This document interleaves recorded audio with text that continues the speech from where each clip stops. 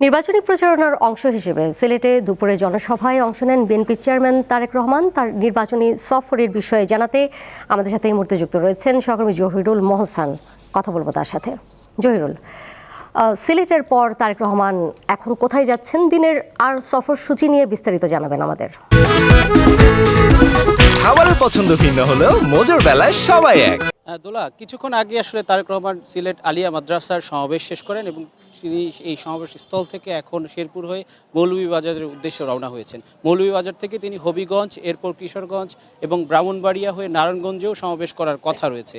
আমরা দেখেছি 12টার দিকে আসলে আলিয়া মাদ্রাসার মাঠে তারেক রহমান উপস্থিত হন এবং তিনি যখন এই সমাবেশ স্থলে আসেন, চারপাশে কিন্তু আমরা দেখেছি আনন্দ উল্লাস নেতাকর্মীদের, কারণ দীর্ঘ প্রায় 2 দশক পর তারেক রহমান সিলেটের মাটিতে জনসমাবেশ করলেন, এখানে তার নেতাকর্মীদের সাথে কথা বলেছেন। আমরা দেখেছি যে বিএনপির যারা সমর্থক রয়েছেন, নেতাকর্মী রয়েছেন, তাদের মধ্যে এবং বেশ কয়েক সপ্তাহ ধরেই কিন্তু তারেক রহমানকে ঘিরে বেশ উচ্ছ্বাস উদ্দীপনা ছিল এবং গতকাল রাত থেকে আমরা দেখেছি আলিয়া মাদ্রাসার মাঠে যারা সমর্থক ছিলেন তারা অনেকে রাত্রি যাপন করেছেন।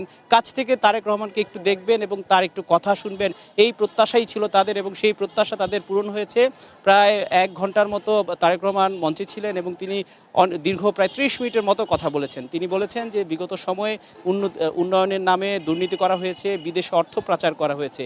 তিনি বলেছেন 2005 সালে তিনি সর্বশেষ সিলেটে এসেছিলেন এবং সিলেটে তিনি যখন এসেছিলেন তখন মাত্র 4 থেকে 5 ঘন্টায় তিনি বাই রোডে সিলেটে আসতে পারতেন, কিন্তু এখন নাকি সিলেটে আসলে 8 থেকে 10 ঘন্টা লেগে যাচ্ছে। তিনি বলছেন যে এই যে উন্নয়নের নামে বিভিন্ন কথা বলা হতো, সেই উন্নয়নের এইটাই আসলে প্রমাণ, যে এই প্রমাণের মাধ্যমে বোঝা যায় যে উন্নয়নের নামে অর্থ পাচার এবং দুর্নীতি করা হয়েছে। এবং তিনি বলেছেন সবার আগে বাংলাদেশ, এবং তিনি অন্য দেশের কাছে বিগত সরকার দেশকে বন্ধক রেখেছেন বলে উনি অভিযোগ করেছেন। আমরা আরও শুনেছি উনি বলেছেন যে দেশের ভিতরেও কিন্তু ষড়যন্ত্রে লিপ্ত আছে বিএনপির বিপক্ষে, সেই কথাও তিনি আসলে উল্লেখ করেছেন। তো দোলা, তিনি আসলে সিলেটবাসীকে বলেছেন সিলেটবাসীর উন্নয়ন এবং দেশের মানুষের অর্থনৈতিক স্বাধীনতা, অর্থনৈতিক উন্নয়নের জন্য ধানের শীষে তিনি ভোট চেয়েছেন এবং ধানের শীষ যদি জয়লাভ করে তিনি দেশের মানুষের জন্য উন্নয়ন করবেন, কৃষকদের জন্য উন্নয়ন করবেন, খাল খনন থেকে শুরু করে নানা উন্নয়নমূলক কর্মকাণ্ডে বিএনপিকে নিয়োজিত করবেন এবং দেশের মানুষের জন্য কাজ করবেন।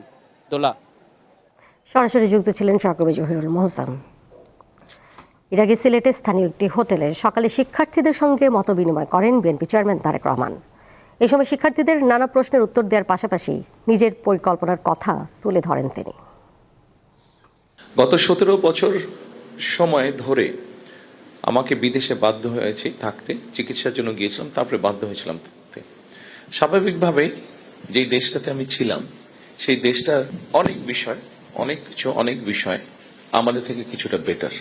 সেটা শিক্ষা হতে পারে, সেটা স্বাস্থ্য হতে পারে, সেটা এনভায়রনমেন্ট হতে পারে, রাস্তায় চলা ট্রাফিক ব্যবস্থা হতে পারে, সবকিছু কম বেশি আমাদের থেকে বেটার। তারা যে এই বেটার জায়গাটায় এসছে এটার জন্য তাদেরকে অনেক পরিশ্রম করতে হয়েছে, অনেক সময় তাদের লেগেছে।